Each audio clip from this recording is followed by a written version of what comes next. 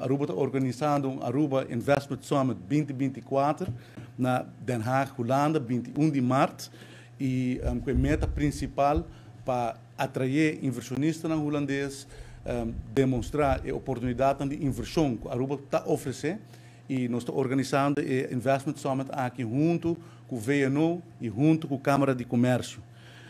Já para algum luna passado, hora que o representante novo de Holanda bem Aruba, Sr. Storymans, nós começamos a intercambiar de ideia com nós por percorrer que tem mais comércio entre comerciantes de Aruba e comerciantes de Holanda, oferecer e demonstrar que é oportunidade econômica na Aruba está para o reino e também com nós por estimular mais inversão holandesa na área de interesse de Aruba.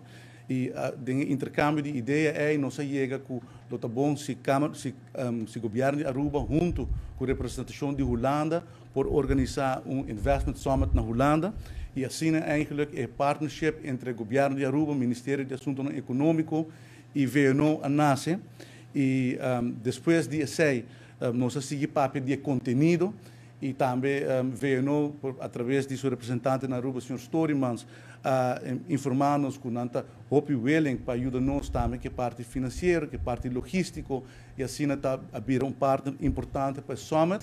Het is een fantastische gelegenheid voor Nederlandse ondernemers en investeerders om te horen over de kansen en mogelijkheden in Aruba.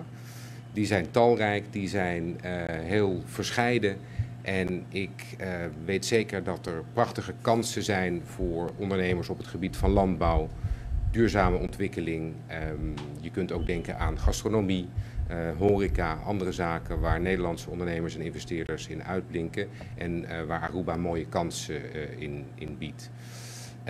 Het is ook heel fijn om mee te kunnen denken over de sprekers, over de gasten die daar welkom zijn. Ik heb zelf in mijn werk op ambassades in Peking, in Washington en op het consulaat in San Francisco veel met de private sector gewerkt. En ik weet hoe enthousiast en gemotiveerd Nederlandse ondernemers en investeerders zijn.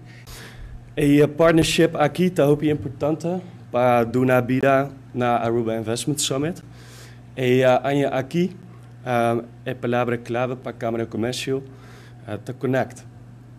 Que ela está enfocado conectar com a business community, o governo e internacional. E Aruba Investment Summit está serve como exemplo de que a Câmara de Comércio está conectada com o exterior.